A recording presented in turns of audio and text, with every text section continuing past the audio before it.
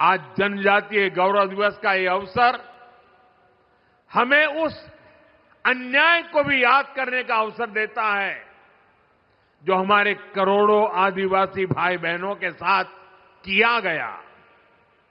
देश में 6 दशक तक राज करने वाली कांग्रेस ने आदिवासियों को उनके हाल पर छोड़ दिया था। आदिवासी इलाकों में कुपोषण की समस्या थी, स्वास्थ्य सुरक्षा की समस्या थी, शिक्षा का अभाव था, कनेक्टिविटी का तो नामो निशान नहीं था।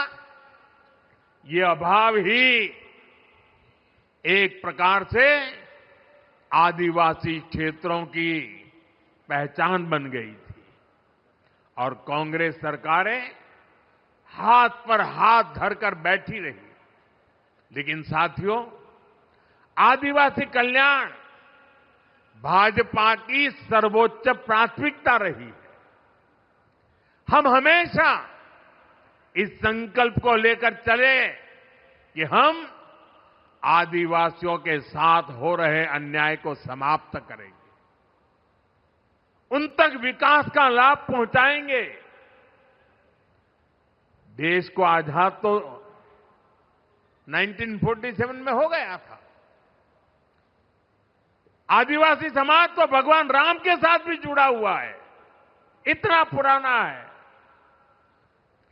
लेकिन 6 दशक तक राज करने वालों को पता ही नहीं था कि इतना बड़ा आदिवासी समाज के विकास के लिए कुछ करने की जरूरत है।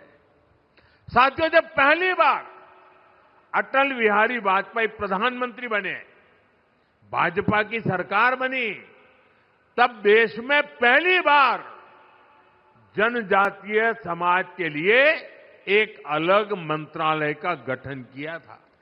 उसके पहले नहीं किया गया।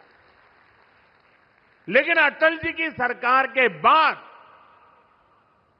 10 साल जो कांग्रेस को फिर से काम करने का मौका मिला, तो उन्होंने इस मंत्रालय की उपेक्षा की, पूरी तरह भुला दिया गया।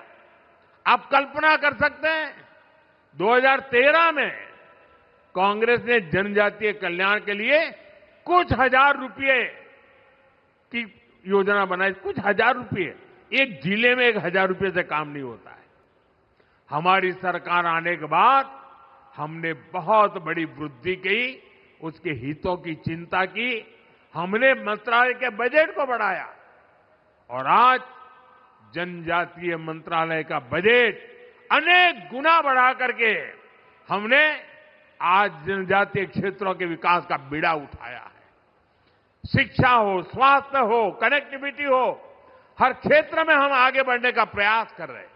साथियों, एक समय यहां गुजरात में भी आदिवासी इलाकों में स्थिति बहुत अच्छी नहीं थी। हालात ये थी कि अंबाजी से उमरगांव तक पूरे आदिवासी पट्टे में एक भी साइंस स्ट्रीम की स्कूल तक नहीं थी। साइंस स्कूल नहीं थी। डेडियापाड़ा और सागबारा जैसे इलाकों में विद्यार्थियों को आगे पढ़ने का मौका नहीं मिल पाता था।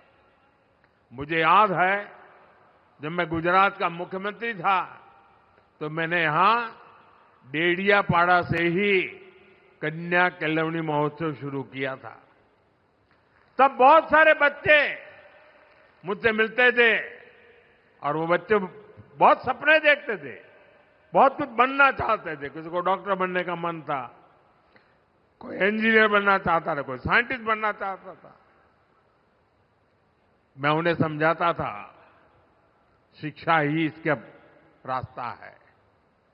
आपके सपनों को पूरा करने में जो भी बाधाएं हैं उन्हें हम दूर करेंगे, मैं विश्वास देता था। साथियों, स्थितियों में बदलाव के लिए हमने दिन रात मेहनत की। उसी का परिणाम है आज गुजरात के आदिवासी पट्टे में मैं जब मुख्यमंत्री बना उसके पहले जहां साइंस स्ट्रीम की स्कूल नहीं थी, आज उस आदिवासी पट्टे में 10,000 से ज्यादा स्कूल है। पिछले 2 दशकों में आदिवासी इलाका में 2 दर्जन साइंस कॉलेज, सिर्फ स्कूल नहीं, science college, commerce college, art college बने हैं। भाजपा सरकार ने आदिवासी बच्चों के लिए सैकड़ों हॉस्टल तैयार किए। यहां गुजरात में 2 ट्राइबल यूनिवर्सिटी भी बनवाई। ऐसे ही प्रयासों से यहां भी बड़ा बदलाव आया है। 20 साल पहले जो बच्चे अपना सपना लेकर मुझसे मिलते थे, अब उनमें से कई डॉक्टर और इंजीनियर है, तो कोई रिसर्च फील्ड में काम कर रहा है। साथियों, आदिवासी बच्चों का भविष्य उज्जवल बनाने के लिए हम दिन रात काम कर रहे हैं। बीते 5-6 वर्षों में ही केंद्र सरकार ने देश में एकलव्य मॉडल आदिवासी स्कूलों के लिए 18,000 करोड़ रुपए से ज्यादा खर्च किए। छात्राओं के लिए स्कूल में जरूरी सुविधाएं उपलब्ध कराई गई। इसका नतीजा ये है कि इन स्कूलों में एडमिशन लेने वाले ट्राइबल बच्चों की संख्या में 60% की वृद्धि हुई है।